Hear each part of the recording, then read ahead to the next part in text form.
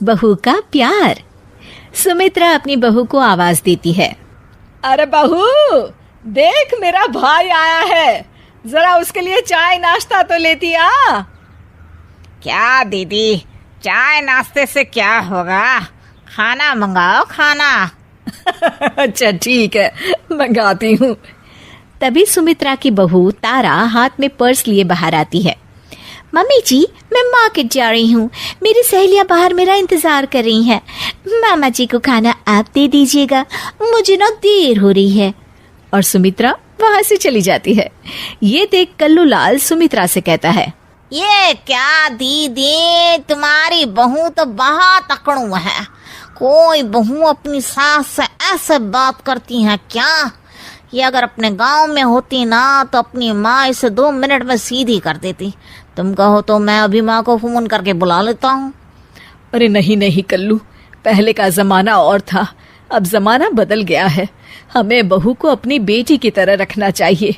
और वैसे भी ये किस किताब में लिखा है कि शादी के बाद लड़की की आज़ादी छीनकर उसे 4 दीवारी में कैद कर दो? उसे भी अपनी मर्जी से जीने देना चाहिए। अरे इसी का नाम जिंदगी है। ये सब छोड़, तू खाना खा। हाँ हाँ दीदी, बड़ी जोरों की भूख लगी है। अगले दिन, ये देखिए मम्मी जी, कल मैं मार्केट से अपने लिए साड़ी लेकर आई हूँ। मैं आपके लिए भी साड़ी ले रही थी, लेकिन मुझे कोई साड़ी पसंद ही नहीं आई। अच्छा, मैं ऑफिस के लिए निकल रही हूँ, मुझे देर हो रही है। ये कहकर तारा वहां से चली जाती है। तारा के जाती ही अरे दीदी, तुम्हारी बहू तो दिन दहाड़े तुमसे झूठ भी बोलती है। सिर्फ अपने लिए साड़ी लेकर आई है। क्या बाजार की दूसरी सभी दुकानें बंद हो गई थी? देखो तो कैसा बहाना करके चली गई। राम कसम दीदी, देख लेना, ऐसी बहुएं ज्यादा दिन अपनी सास से निभा नहीं पाती। ये तो तुम्हें घर से निकाल कर रहेगी दीदी। अरे तू कुछ ज्यादा ही चिंता कर रहा है मेरी। ऐसी कोई बात नहीं है, मेरी बहू मेरा बहुत ख्याल रखती है। सुमित्रा अपने कमरे में चली जाती है। अरे 2 दिन हो गए इस घर में, लेकिन कुछ मजा नहीं आ रहा। मेरी दीदी तो अपनी बहू से बिल्कुल नहीं लड़ती, लेकिन मैं भी हार नहीं मानूंगा। उसी शाम तारा डाइनिंग टेबल पर सबके लिए खाना रख के किचन में रोटियां लेने चली जाती है। अब इस खाने का जरा स्वाद बढ़ाया जाए। कल्लू लाल खाने में कुछ कंकड़ मिला देता है। अब इस खाने को खा के मेरी दीदी अपनी बहू की अच्छी खबर लेगी और मुझे आज सास बहू के झगड़े का लाइव एपिसोड देखने को मिलेगा।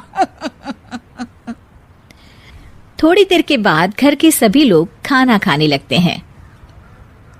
ओह, मेरे खाने में कंकड़ आ गया। अरे बहू, आज तुमने कैसा खाना बनाया है? पता नहीं पापा जी, मैंने तो रोज की तरह ही खाना बनाया है। पता नहीं आज क्या हो गया। अरे कोई बात नहीं बहू, अब तू जानबूझकर ऐसा खाना तो बनाएगी नहीं। मैं तो कहती हूँ इसी बहाने आज बाहर से खाना मंगवा लेते हैं। बहू, क्या कहते हैं उसे जो घर खाना पहुँचाते हैं? जुर्माटो?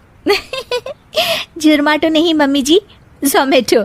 मैं अभी खाना ऑर्डर कर देती हूँ। अपनी दाल गलती ना देख कल्लू लाल का चेहरा लटक जाता है।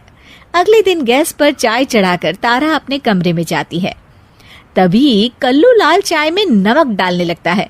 तारा ये सब देख लेती है और फौरन मोबाइल में वीडियो बनाकर अपनी सास को दिखा देती है। अरे ये कल्लू तो अभी तक नहीं सुधरा। मुझे तो लगता है मामा जी जानबूझकर हमें परेशान कर रहे हैं। हाँ, ये बात तो है।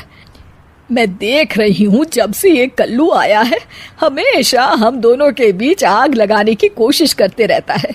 इसे इस घर से भागना ही पड़ेगा, लेकिन जबरदस्ती भी तो निकाल नहीं सकते। आखिर भाई है मेरा। अब चिंता मत करिए माँ जी, मेरे पास एक बहुत बढ़िया आइडिया है। अगले दिन सुबह सुबह दोनों सास बहू आपस में लड़ने लगती हैं और तारा बैग उठाकर अपने मायके चली जाती है। ये देख कल्लू लाल खुशी से नाचने लगता है। लेकिन जिस तरह बिना पेट्रोल के गाड़ी नहीं चलती, ठीक उसी तरह बिना बहू के घर भी नहीं चल सकता। अरे कल्लू, देखता नहीं हॉल में कितनी धूल जमी है? बहू तो है नहीं घर में, इसलिए तू हॉल में पोछा लगा दे। कल्लू लाल हिचकिचाते हुए कहता है, जीजा जी, अब मैं हॉल में पोछा लगाते हुए अच्छा लगूंगा क्या? अरे तुझे किस बात की शर्म? लल्लू लाल की दुकान पर दिन भर झूठे बर्तन धोता था, भूल गया क्या? चल फटाफट हॉल को चमका दे। मजबूरी में कल्लू लाल को फर्श पर पोछा लगाना पड़ता है। अगले दिन, अरे सुन कल्लू। जी दीदी।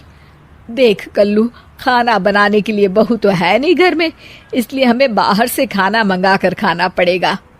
और हाँ, रमेश ने कलकत्ता से अभी तक पैसे नहीं भेजे, इसलिए तुझे अपने पैसों से खाना खरीद कर लाना होगा। कल्लू लाल जोश में आकर हाँ तो कर देता है, लेकिन कुछ दिनों बाद, अरे ये क्या, मेरे इतने सारे पैसे खर्च हो गए, ऊपर से मैं इस घर का रामू काका बन गया हूँ।